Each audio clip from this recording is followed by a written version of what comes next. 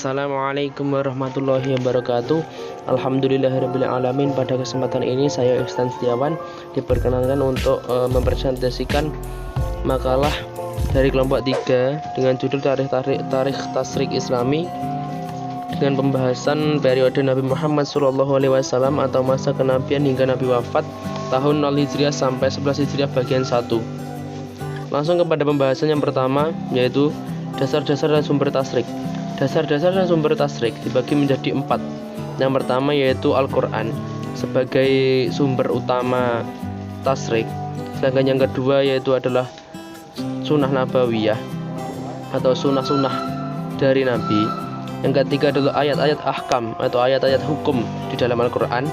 Yang keempat adalah di sini saya masukkan adalah ijtihad Nabi Muhammad. Tetapi di sini masih terjadi perkhilafan.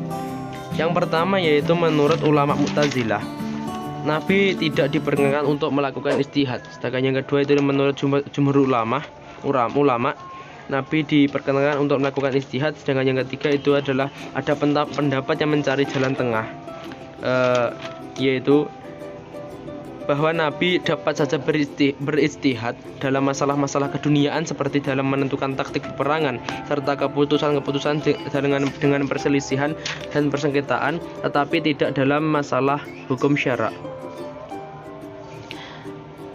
Selanjutnya yaitu pemegang tasyrik pada masa Nabi Shallallahu Alaihi Wasallam tidak lain dan bukan adalah beliau Nabi besar Nabi Agung Nabi Muhammad Shallallahu Alaihi Wasallam sebagai penerima wahyu sekaligus sebagai penuntut umat Islam seperti kita sekarang ini.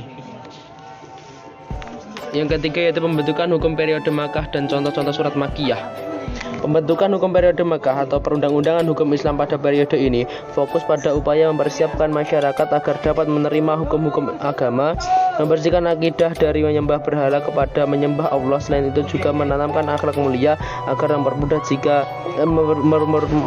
jiwa untuk dapat menerima segala bentuk pelaksanaan syariat Islam. Untuk contohnya surat Makkiyah yaitu adalah surat Al-Ikhlas, Al-Kautsar, At-Thariq dan lain-lainnya. Karena biasanya surat Makkiyah itu karakteristik suratnya condong pendek-pendek. Dan di dalamnya itu membahas akidah. Dan untuk awal suratnya itu biasanya lafaz kalla. Diawali dengan lafaz kalla.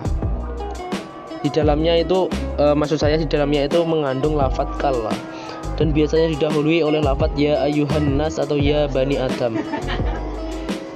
Selanjutnya yaitu pembentukan hukum periode Madinah dan contoh-contoh surat Madaniyah.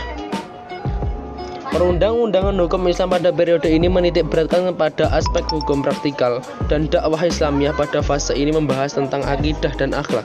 Secara umum, semua hukum baik berupa perintah atau larangan kepada mukallaf turun pada fase ini kecuali hanya sedikit, seperti hukum sholat yang diturunkan pada wahyu malam Isra Mi'raj 1 tahun sebelum baginda hijrah ke Madinah. Selain ini, semua muamalah berupa muamalah, jinayah, warisan, wasiat, pernikahan dan talak semuanya turun pada fase ini. Untuk contoh suratnya yaitu adalah surat An-Nas, Al-Falaq, Al-Bayyinah. Karena pada surat Madaniyah itu suratnya cenderung condong panjang-panjang, maksud saya. Suratnya itu condong panjang-panjang. Selain itu di dalamnya juga membahas tentang legislasi hukum tawanan, ghanimah atau barang rampasan perang, sosial, jihad dan derivatnya. Biasanya surat Madaniyah itu diawali dengan lafaz ya ayyuhalladzina amanu. Seperti itu. Mungkin itu saja yang bisa saya sampaikan. Ada kurang lebihnya mohon maaf. Sekian, wassalamualaikum warahmatullahi wabarakatuh.